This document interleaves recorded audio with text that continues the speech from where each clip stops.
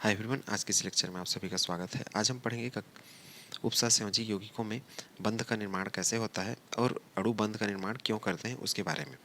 यदि हम लोग कोऑर्डिनेट कंपाउंड में बॉन्ड की बात करें तो उसको हम लोग तीन अलग अलग थ्योरी में समझ सकते हैं, क्योंकि इनको अलग अलग वैज्ञानिकों ने दिया था। सबसे पहला थ्योरी दिया था वर्नर ने, तो आज के हम इस लेक्चर में पढ़ेंगे वर्नर का सिद्धांत और साथ में देखेंगे सिज्विक का जो नियम है वो क्या है कोऑर्डिनेट कंपाउंड के बारे में। ठीक है, उसके अलावा संयोजकता बंध सिद्धांत और सीएफटी थ्योरी, अर्थात कक्षा 12वीं के सिलेबस में हम लोग ये तीन थ्योरी स्पेशली पढ़ेंगे। यदि मैं वर्नर की सिद्धांत की बात करूं तो वर्नर पहले वैज्ञानिक थे जिन्होंने कोऑर्डिनेट कंपाउंड अर्थात उपसंयोजी यौगिकों में बंध की बात की, अर्थात वो कंपाउंड कैसे बॉन्ड का निर्माण करते हैं और किस प्रकार से करते हैं उसको इन्होंने प्रूव किया। चूँकि वर्नर ने ये कोऑर्डिनेट कंपाउंड के बारे में सबसे ज़्यादा काम किया था शुरुआत में, लगभग 1893 के आसपास, इस कारण इनको फादर ऑफ कोऑर्डिनेशन केमिस्ट्री भी कहा जाता है, अर्थात कोऑर्डिनेशन केमिस्ट्री के इनको पितामह भी कहा जाता है। इसके अलावा चूंकि वर्नर ने सबसे पहले कोऑर्डिनेट कंपाउंड में बॉन्ड कैसे बनता है और ये यौगिक बॉन्ड का निर्माण किस प्रकार से करते हैं इसके बारे में वर्नर ने बताया था, तो इनको इनके काम के लिए नोबेल प्राइज़ भी मिला था। ठीक है, यदि वर्नर की बात करें तो वर्नर के हिसाब से जो हमारा कोऑर्डिनेट कंपाउंड होता है वो तीन चीज़ों से मिलकर बना होता है। एक होता है सेंट्रल मेटल एटम जिसको केंद्रीय धातु परमाणु कहते हैं, दूसरा है न्यूट्रल अणु अर्थात उदासीन अणु जिसको लिगेंड भी बोल सकते हैं, और तीसरा है ऋणात्मक आयन या ऋणात्मक अणु। अर्थात इन तीन चीज़ों से मिलकर कोई भी हमारा जो कोऑर्डिनेट कंपाउंड होता है, केंद्रीय धातु परमाणु, उदासीन अणु और ऋणात्मक अणु, इन्हीं को उदासीन और ऋणात्मक हिस्से को वर्तमान में लिगेंड भी कहा जाता है। हम लोग जो वर्नर का थ्योरी है उसको वर्तमान में किस तरीके से कोरिलेट होता है, अर्थात इनके जो टर्मिनोलॉजी है, शब्द हैं, उसको क्या क्या कहते हैं वो भी हम लोग डिटेल में पढ़ेंगे। कि जो उपसंयोजी यौगिक होते हैं उनकी दो प्रकार की संयोजकता होती है, अर्थात उपसंयोजी यौगिक में जो भी केंद्रीय धातु परमाणु होता है, सेंट्रल मेटल एटम, वो दो प्रकार की संयोजकता रखते हैं, दो टाइप से वैलेंसी। एक होता है प्राइमरी वैलेंसी जिसको प्राथमिक संयोजकता कहते हैं हिंदी में। प्राइमरी वैलेंसी को हम लोग ऐसा पीवी से भी दर्शा सकते हैं, ठीक है, शॉर्ट फॉर्म में। दूसरा होता है द्वितीयक संयोजकता जिसको सेकेंडरी वैलेंसी भी कहते हैं, इसको एसवी से दर्शा सकते हैं। यदि हम लोग अभी के कंपाउंड की बात करें तो अभी के कंपाउंड में जो प्राथमिक संयोजकता है उसको आयन मंडल या काउंटर आयन भी कहा जाता है, जो कि ब्रैकेट के बाहर रहते थे, या तो सामने या फिर बाद में। और द्वितीयक संयोजकता को यदि हम लोग वर्तमान के कंपाउंड में देखें, कोऑर्डिनेट कंपाउंड में, तो द्वितीयक संयोजकता जो ब्रैकेट के अंदर वाले पार्ट होते थे उनको कहते थे, इसीलिए वो क्या है, अनायनित था, तो आयनों में नहीं टूटने वाले। और ब्रैकेट के बाहर वाली चीज़ें क्या है, वो आयनित होते थे, आयनों में टूटने वाले, अर्थात वो आयन मंडल या फिर काउंटर आयन वाला पार्ट जो कि ब्रैकेट के बाहर होते थे वो। ठीक है, तो उम्मीद है चीज़ पहला पॉइंट आपने समझ लिया होगा कि केंद्रीय धातु परमाणु के दो संयोजकताएं होती हैं, प्राथमिक और द्वितीयक। प्राथमिक क्या रहते हैं, बाहर रहते हैं और आयनों में टूट सकते हैं, और द्वितीयक क्या होते हैं, ब्रैकेट के अंदर होते हैं, जिसको समन्वय मंडल भी कहते हैं, और वो आयनों में नहीं टूट सकते, जिसको हमने इस यूनिट की शुरुआत में भी पढ़ रखा है। ठीक है, अगला क्या है, प्राथमिक जो संयोजकता है अर्थात प्राइमरी वैलेंसी, वो केंद्रीय धातु आयन के ऑक्सीकरण संख्या के बराबर होता है। मतलब एक प्रकार से उसके चार्ज होंगे ऑक्सीकरण संख्या के हिसाब से, जो भी केंद्रीय धातु परमाणु के ऊपर चार्ज लगे रहेंगे वही उसकी एक प्रकार से प्राथमिक संयोजकता को भी दर्शाने वाले हैं। और यह ऋणात्मक आयनों से संतुष्ट होता है। ऋणात्मक आयन मतलब जो निगेटिव टाइप के लिगेंड होते हैं उनसे हमेशा ये जुड़े रहेंगे। कौन, प्राइमरी वैलेंस या प्राथमिक संयोजकता वाले। इसको हम लोग उदाहरण के द्वारा भी समझेंगे। ठीक है, उदाहरण जैसे देखिए, एक मैं ले लिया CO NH3 5 Cl, और यहाँ पे ले लिया Cl2। एक दूसरा उदाहरण ले लेता हूँ CO NH3 6, और अगला है Cl3। ये दो अलग अलग टाइप के उदाहरण हैं। वर्नर के हिसाब से ये अलग दिखते थे, अलग दिखते थे मतलब ये इस टाइप से है उनका COCl3 डॉट NH3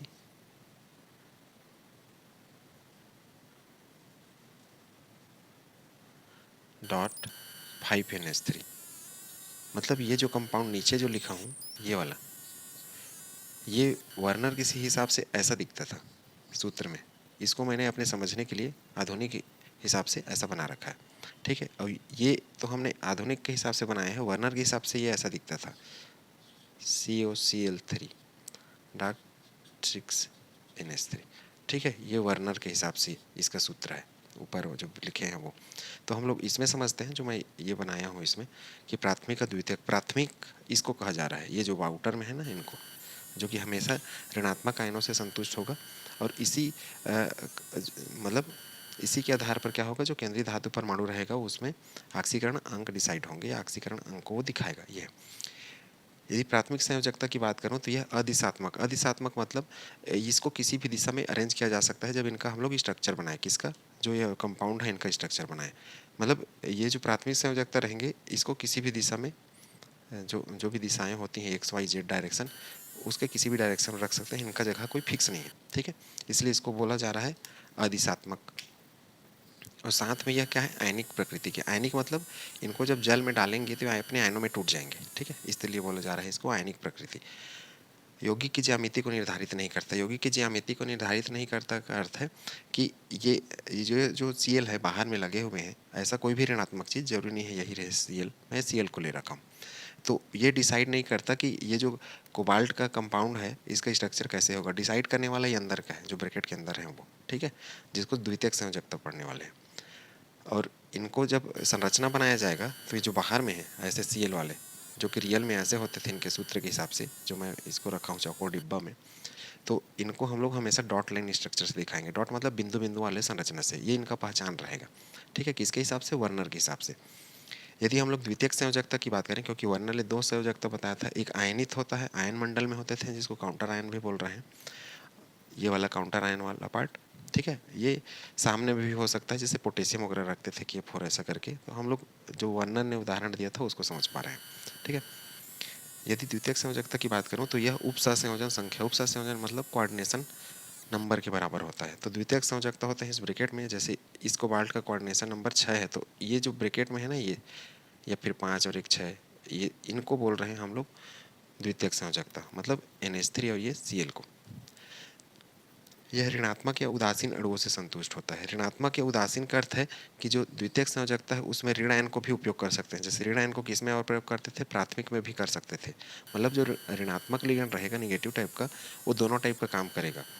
बाहर में रहेगा तो प्राथमिक जैसे काम करेगा, और इधर अंदर आ जाएगा तो द्वितीयक जैसे काम करेगा, ठीक है। मतलब ऋणात्मक लिगेंड दोनों जैसा काम करने वाला है। कहने का अर्थ है कि यह डुअल नेचर का है। यदि हम देखें तो यह ऋणात्मक आयन और उदासीन अणुओं के द्वारा संतुष्ट होता है। ऋणात्मक और उदासीन मतलब अंदर ऋणात्मक भी होते हैं, मतलब अंदर ऋणात्मक भी हो सकते हैं और उदासीन भी हो सकते हैं, NH3 या H2O या फिर कोई भी, जैसे एथिलीन, डाइमीन, पिरिडीन, कुछ भी। और ये अनआयनिक होते हैं। अनआयनिक का अर्थ है कि जब इनको जल में डालेंगे तो सिर्फ ये टूटेंगे, बाहर वाले, ये इसके अंदर जो आ गए, ये जो द्वितीयक वाले, ये अपने आयनों में नहीं टूटेंगे, इनको कहा जा रहा है अनआयनिक। और इन्हीं के द्वारा इनका ज्यामिति अर्थात जो भी कोबाल्ट का ये जो पूरा स्ट्रक्चर कोबाल्ट के साथ बनेगा, वो ये अंदर वाले डिसाइड करेंगे ये सब, ठीक है। तो इसको आपको याद करना है। और इनको दिखाएंगे कैसे, इनको दिखाएंगे एक ऐसे ठोस लेखा से। और ये ठोस लेखा मतलब सेकेंडरी वैलेंसी द्वितीयक, और ऐसा डॉट डॉट मतलब प्राइमरी वैलेंसी। तो उम्मीद है चीज़ें आपने समझ ली होंगी, इसको नोट करिए। फिर हम लोग ये जो पॉइंट है इन्हीं को स्ट्रक्चर के थ्रू समझते हैं कि क्या होता है, और जल्दी से नोट करिए। अब वर्नर ने क्या किया था अपने प्रयोग में, उसको समझते हैं। वर्नर ने क्या किया, सबसे पहले COCl3 लिया और साथ में अमोनिया लिया NH3, इनके बीच में रिएक्शन कराया। रिएक्शन कराया तो इनको मिलना चाहिए था कितना, एक प्रोडक्ट जो कि इस अमोनिया के साथ जुड़े, लेकिन इन्होंने क्या देखा, इतने सारे प्रोडक्ट मिले, COCl3 डॉट 6 NH3। दूसरा प्रोडक्ट मिला COCl3 डॉट 5 NH3। तीसरा मिला इनको COCl3 डॉट 4 NH3। और एक और मिला COCl3 डॉट 3 NH3। इस तरीके से 4 प्रोडक्ट मिले। अब इसने क्या किया, चारों प्रोडक्ट का अभिक्रिया करा दिया, किससे, AgNO3 से, सिल्वर नाइट्रेट सॉल्यूशन से। इसका भी अभिक्रिया कराया किससे, Ag।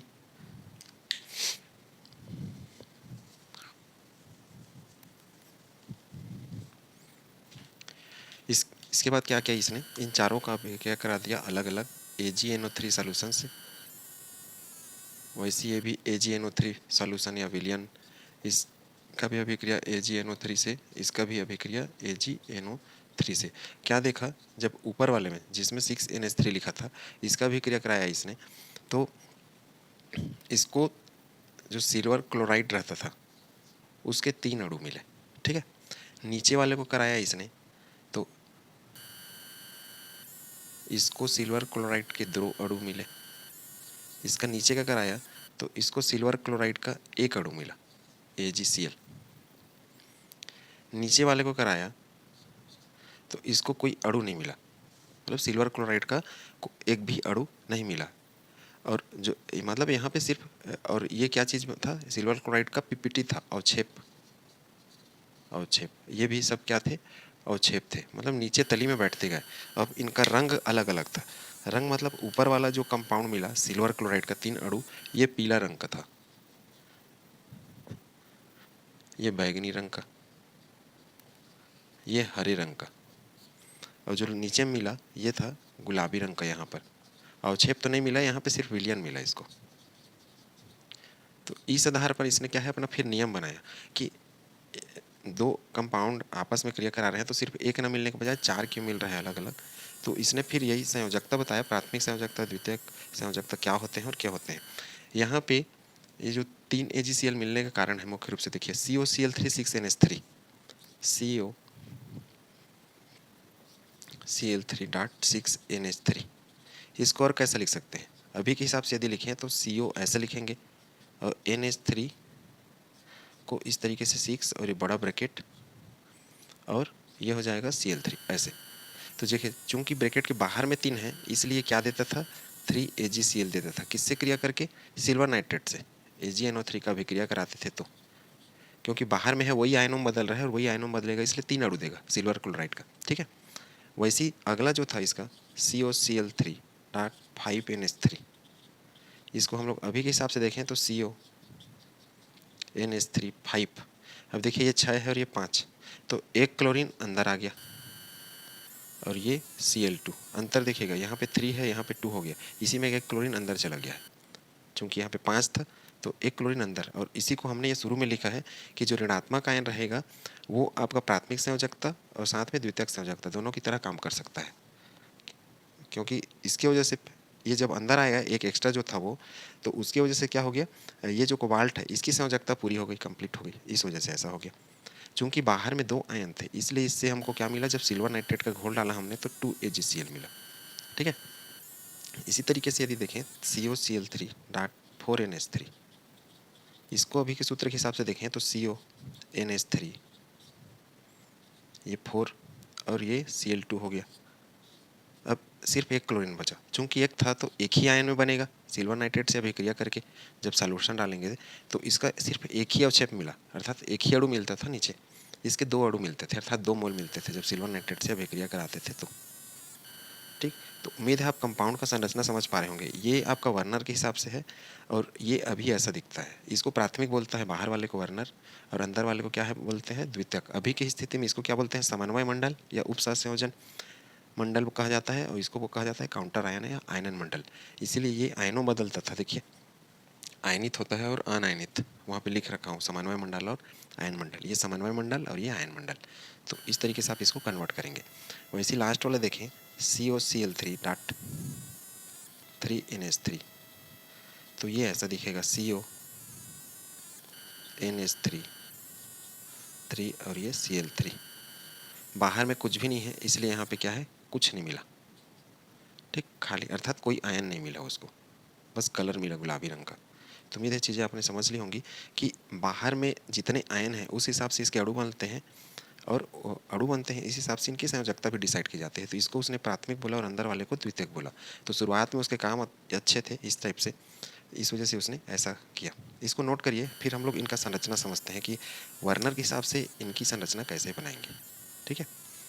और अभी के हिसाब से यदि देखें तो वर्नर का जो सिद्धांत है अभी के हिसाब से कोई विशेष नहीं है, क्योंकि वर्तमान में हमारे पास क्रिस्टल फील्ड थ्योरी, संयोजकता बंध सिद्धांत अर्थात वैलेंस बॉन्ड थ्योरी, और साथ में लिगेंड फील्ड थ्योरी भी आ गया है लेटेस्ट वाले। तो इसमें उतना इस चीज़ का वैल्यू नहीं है, लेकिन फिर भी इसका कॉन्सेप्ट पेपरों में पूछा जाता है कि कैसे कौन कौन से आयन देगा। तो आप याद रखें ऐसा टाइप का सूत्र है, तो आपको इनकी संयोजकता अंदर में उपसंयोजन संख्या 6 करके बनाना है। ऐसे सूत्र में सब एक जैसे ही दिखेंगे, जैसे इस साइड वाले सब एक जैसे दिख रहे हैं, लेकिन प्रोडक्ट सबके अलग अलग आ रहे हैं, ठीक है।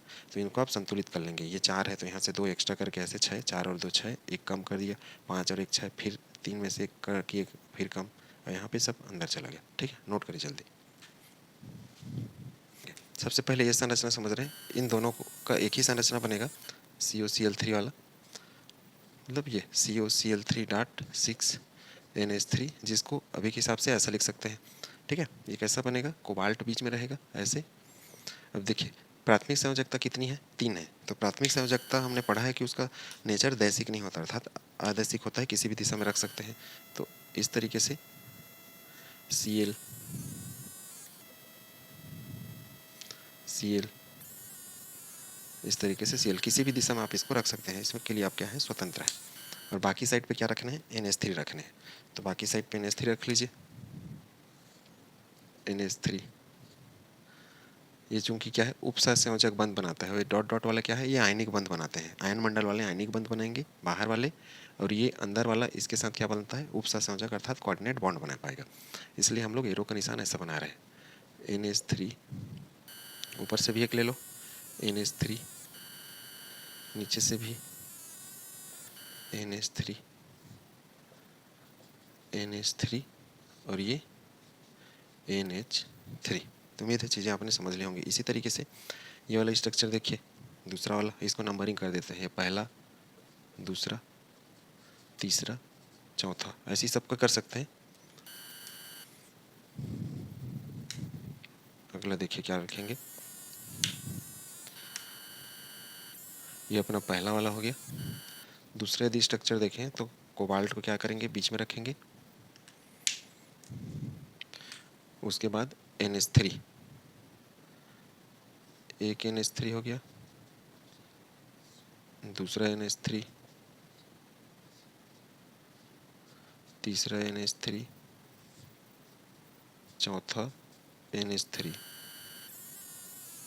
और ये पांचवा NH3। अब देखिए ये हम लोग क्या कर रहे हैं, ये सॉलिड रेखा, इसको बोला जाता है ठोस रेखा। ठोस रेखा द्वितीय संयोजकता के लिए, ठीक है। और ये डॉट डॉट क्या है, प्राथमिक संयोजकता के लिए। जैसे कि हमने पीछे पढ़ा है, डॉट डॉट वाले निशान किसके लिए रखेंगे, प्राथमिक संयोजकता के लिए। तो प्राथमिक संयोजकता वाला ऐसा। अब प्राथमिक संयोजकता देखिए, क्लोरीन,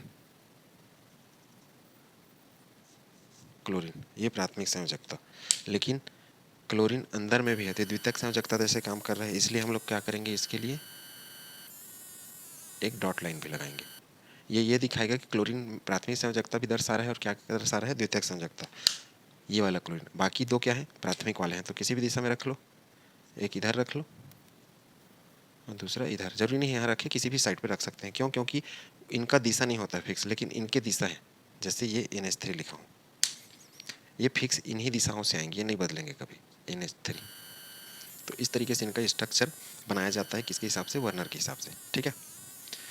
तो ऐसे इनका भी बना सकते हैं। जैसे इसमें क्या है, सबके सब में डबल डबल डॉट लगेगा। तीसरा स्ट्रक्चर देखिए, तीसरा में क्या है, कोबाल्ट, NH3 4 बार है, तो NH3 1, NH3 2, NH3 3, NH3 4, ठीक है। और Cl2 कितना बार है, 2 बार। तो प्राथमिक संयोजकता के लिए एक Cl, मतलब चूंकि अंदर में है Cl2, इसलिए जो डॉट मतलब सीधा सॉलिड रेखा खींच रहा हूँ वो क्या है, वो द्वितीयक के लिए है। ये है प्राथमिक संयोजकता के लिए, ये भी प्राथमिक संयोजकता। और एक Cl क्या है, बाहर है, जो कि सिर्फ प्राथमिक के लिए है। ऐसे ये Cl प्राथमिक द्वितीयक दोनों संयोजकता काम करेगा। देखिए अंदर में है, इसलिए प्राथमिक द्वितीयक दोनों जैसे, इसलिए दोनों रेखा खींचेंगे। 3 के बाद चौथा, चौथा मतलब ये वाला। कैसे कर रहे हैं, कोबाल्ट को रखा अंदर, NH3 कितना बार है, 3 बार, और Cl3 भी 3 बार है। ये NH3 1, NH3 2, NH3 3, Cl 1, Cl 2, Cl 3।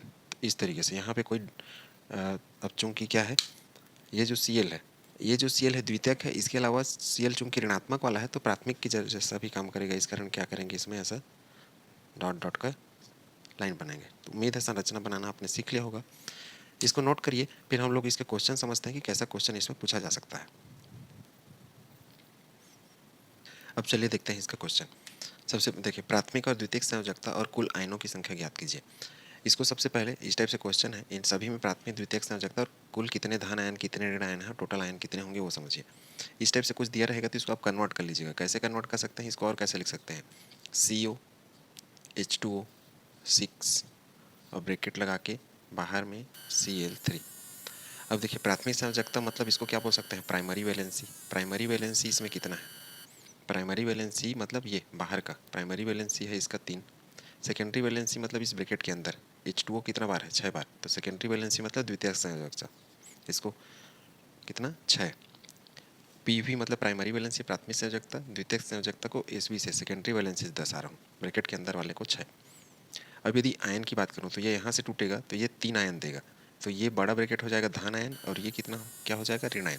तो यदि मैं देखूँ धन आयन, तो धन आयन मेरे पास कितना रहेगा, बड़ा ब्रैकेट सिर्फ एक ही है और एक ही बार टूटेगा, धन आयन 1 हो जाएगा। यदि ऋण आयन देखो, ऋण आयन को अंग्रेजी में एन आयन भी बोलते हैं, ऋण आयन की संख्या 3, कैसे ये 3Cl माइनस हो जाएगा। कुल आयन देखो, कुल आयन, तो कुल आयन कितने हो जाएंगे, 3 और 1 4। तो उम्मीद है चीज़ें आपने समझ ली होंगी कैसे काउंट कर रहा हूँ। वैसे इसको कन्वर्ट कर लीजिए, या कैसे कर सकते हैं, CO H2O ब्रैकेट में 5 और एक क्लोरीन को यहाँ ले आओ तो इसका हो जाएगा समन्वय संख्या 6, 5 और 1 6 हुआ, और ये Cl2, कैसे 5 और 1 6 बनाने के एक क्लोरीन इसके हिस्से में भेज दिया हूँ, ठीक है। अब देखिए प्राइमरी वैलेंसी, इसमें प्राथमिक संयोजकता बाहर में कितना है 2, तो प्राइमरी वैलेंसी 2। अंदर में देखिए सेकेंडरी वैलेंसी, सेकेंडरी वैलेंसी है 5 और 1 6, ठीक है। यदि आयन की बात करूँ तो यहाँ से टूटेगा तो धन आयन वाला, धन आयन मतलब ये बड़ा ब्रैकेट कितना 1, और ऋण आयन की बात करूँ, ऋण आयन ये कितना हो जाएगा 2, ठीक। तो उम्मीद है चीज़ें आपने समझ ली होंगी कैसे इसको ज्ञात करना है, ठीक है। इसी तरीके से यदि मैं इसकी बात करूँ, ये वाले की, इसको लिखेंगे CO H2O 4। अब इसको 2 का ज़रूरत है 6 बनाने के लिए, तो Cl2 कर लो इसको, इसी Cl3 का Cl2 कर दिया और एक Cl बाहर। प्राइमरी वैलेंसी देखो, बाहर में एक Cl है इसलिए 1। सेकेंडरी वैलेंसी देखो 4 और 2 6, सेकेंडरी मतलब द्वितीयक संयोजकता कितना हो जाएगा, 6 हो जाएगा। इसी तरीके से यदि इसमें धन आयन देखो, धन आयन का संख्या कितना 1, ये बड़ा ब्रैकेट अलग होगा, और ऋण आयन का संख्या कितना है 1। कुल यदि हम लोग करें ऊपर वाले में तो इसका हो जाएगा 3, 2 और 1 3, और इसको कुल करेंगे कुल आयन मतलब, तो क्या हो जाएगा, कुल आयन 2 आ जाएगा। उम्मीद है चीज़ें आपने समझ ली होंगी कि कैसे इसको करना है। इसी तरीके से इसको भी आप कर सकते हैं प्लेटिनम वाला, कैसे इसको बना सकते हैं, या इसको लिख सकते हैं PtNH3 कितना बार है 6 बार, और ब्रैकेट बंद, और ये क्या हो जाएगा Cl4। प्राइमरी वैलेंसी देखो, प्राथमिक संयोजकता ब्रैकेट के बाहर क्या है, क्लोरीन 4 बार है तो 4। सेकेंडरी वैलेंसी ब्रैकेट ये बड़े ब्रैकेट के अंदर 6। धन आयन का यदि देखूँ तो ये बड़ा ब्रैकेट एक ही बार में होगा अलग, इसलिए धन आयन 1। ऋण आयन की बात करूँ तो क्लोरीन कितना बार है 4 बार, तो 4 ऋण आयन बनेंगे, ठीक है 4। कुल यदि देखूँ तो कुल कितना आयन बनेगा, कुल 5, ठीक है। इसी तरीके से इनका भी कर लीजिए, PtNH3 वो कितना बार है 5 बार, एक ज़रूरत है 6 बनाने के लिए, तो एक क्लोरीन लिया यहाँ पे इसी 4 क्लोराइड में से, और Cl3। यहाँ प्राइमरी वैलेंसी देखो तो कितना 3, सेकेंडरी वैलेंसी देखें तो 5 और 1 6। धन आयन, धन आयन कितना, एक बड़ा ब्रैकेट है इसलिए 1, और ऋण आयन कितना, ऋण आयन मतलब ये बाहर वाले, ऋण आयन हो जाएगा 3। कुल कितना हो जाएगा, कुल हो जाएगा 4। तो उम्मीद है चीज़ें आपने समझ ली होंगी। इसी तरीके से इनको भी आप कर लीजिए कंप्लीट। इसको देखिए लास्ट वाले को, जैसे कि यहाँ पे मैं छोड़ दिया था, इसको भी एक बार देख लीजिए। इसको हम लोग देखिए कोबाल्ट हो गया, H2O 3, और ये Cl3, 3 3 6 हो गए, बड़ा ब्रैकेट खत्म। अब देखिए प्राइमरी वैलेंसी, यहाँ प्राइमरी वैलेंसी 0 है, क्यों, ब्रैकेट के बाहर कुछ नहीं है इसलिए, तो ये इंपॉर्टेंट हो जाता है इस टाइप का क्वेश्चन, ठीक है। सेकेंडरी वैलेंसी देखें तो 3 और 3 6, इस बड़े ब्रैकेट के अंदर है तो ये 6। धन आयन यदि संख्या देखो तो धन आयन एक भी नहीं है, 0, क्योंकि इसके ऊपर कोई हाथ नहीं लगा है, आयनों में टूटेगा ही नहीं। ऋण आयन भी कुछ नहीं है, 0। कुल आयन, कुल आयन, कुल आयन भी क्या है 0। तो इस तरीके से ये रहेगा, मतलब पूरा ब्रैकेट के अंदर हो जाएगा, ये आयनों में ही नहीं टूटेगा, इसलिए कुल आयन क्या हो जाएगा 0 हो जाएगा। मतलब इसमें यदि करंट फ्लो कराएंगे तो ये करंट का फ्लो नहीं करेगा, ये है इसका अर्थ, मतलब इसका इलेक्ट्रिकल कंडक्टिविटी क्या होगा 0 होगा, नहीं के बराबर। यदि इन्हीं क्वेश्चनों में हम लोग देखें विद्युत चालकता, विद्युत चालकता, तो विद्युत चालकता हमेशा आयन की संख्या के समानुपाती होता है, आयन की संख्या के, मतलब इन पूरे, जैसे ये वाला क्वेश्चन का ये पहला, ये दूसरा, तीसरा और ये हो गया चौथा, ये चारों में यदि देखें कि किसकी विद्युत चालकता सबसे अधिक है, तो हमेशा याद रखना विद्युत चालकता का अर्थ होता है आयनों का फ्लो होना, आयनों का बहना। और जो किसी भी विलयन में या किसी भी अणु के पास जितने ज़्यादा आयन होंगे वो उसमें से करंट उतना ही तेज़ी से आगे बढ़ता है। अब यहाँ पे आयन, यदि हम लोग क्रम देखें इन चारों में, देखो आयन किसके पास ज़्यादा है, यहाँ पे कुल आयन 4, यहाँ पे कुल आयन 3, कुल आयन 2, कुल आयन 0। तो सबसे तेज बहेगा करंट किस में से, एक में से, उसके बाद दो में से। क्यों? क्योंकि इसमें है 4 आयन, यहाँ पे कितना है, 3 आयन, उसके बाद कौन सा, ये 2 आयन वाला, और लास्ट में कि कुछ नहीं बहेगा, कौन सा, जीरो, मतलब ये न्यूट्रल रहेगा, उदासीन रहेगा। तो उम्मीद है ये क्रम आपने समझ लिया होगा। ये 4 आयन है इसलिए इसमें से तेज़ी से करंट बहेगा। तो विद्युत चालकता भी आप इसमें इस तरीके से निकाल सकते हैं, इलेक्ट्रिकल कंडक्टिविटी या आयनिक चालकता भी इसी को कहते हैं।